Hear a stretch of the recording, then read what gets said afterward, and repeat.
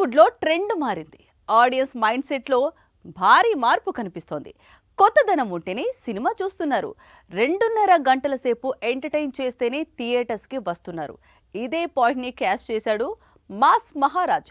Super హీరోగా మారేందుకు green signal ఇచ్చేశాడు. Mister Bachchan తో ట్రాక్ తప్పాడు రవితేజ. ఇప్పుడు భాను దర్శకత్వంలో మాస్ జాతర అనే సినిమా చేస్తున్నాడు.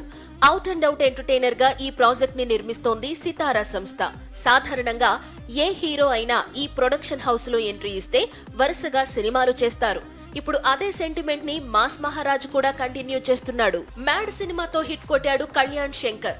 ఇప్పుడు సితారా సంస్థలో మ్యాడ్ 2 చేస్తున్నాడు. దీని తర్వాత రవితేజతో ఓ సూపర్ హీరో మూవీ చేయడానికి రెడీ అవుతున్నాడు. ఇప్పటికే రవితేజకి లైన్ చెప్పాడు.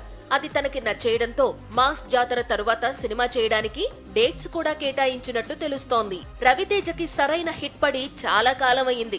అర్జెంట్ గా సక్సెస్ అందుకోవాల్సిన పరిస్థితి ఏర్పడింది. అందుకే జానర్ తో పాటు కంటెంట్ ని కూడా పూర్తిగా మార్చేశాడు.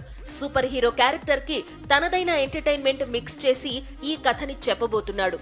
మార్చిలో మ్యాడ్ 2 రిలీజ్ కానుంది. ఆ తరువాత రవితేజ కళ్యాణ్ శంకర్ ప్రాజెక్ట్ సెట్స్ పైకి వెళ్లనుంది.